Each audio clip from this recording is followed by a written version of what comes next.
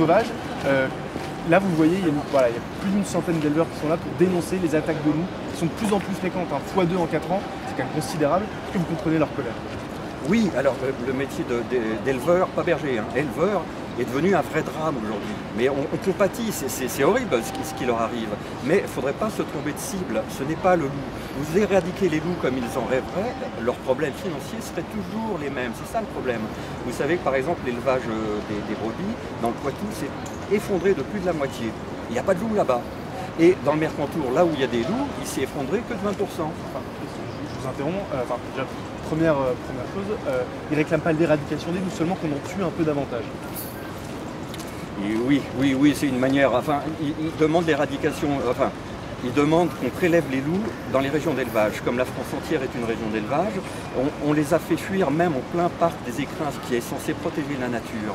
Il faut quand même savoir que l'élevage est totalement subventionné par les Français et que 80% des Français sont pour le maintien du loup. Donc ils nous doivent quelque chose à nous, citoyens. Moi je représente des millions de personnes. Alors concrètement, j'allais dire économiquement, à quoi sert le loup? Déjà quand le loup, alors là je vais être très provoque, quand le loup mange une brebis, c'est bon pour mes impôts.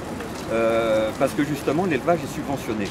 Le loup, même s'il servait à rien, d'abord il sert à quelque chose pour les écosystèmes, hein, notamment les Indiens appelaient ça le médecin des caribous, parce qu'il mange les animaux malades, donc il évite la propagation des épidémies.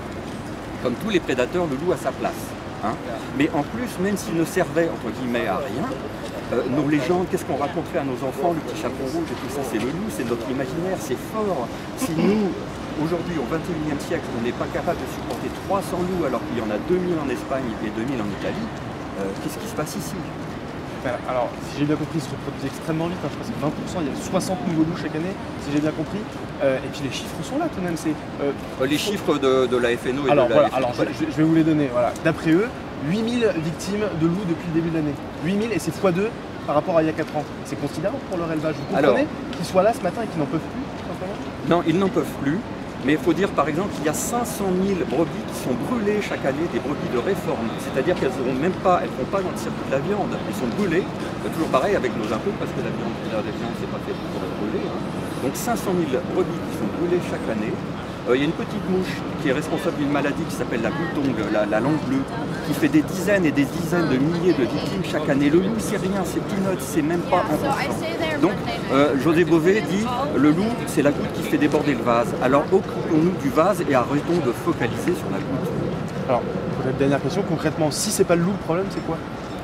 Alors, le problème, ça vient de très longtemps, du Rainbow Warrior, etc. Ça vient de la viande de Nouvelle-Zélande qui est à très bas prix, qui nous vient, qui est de très bonne qualité.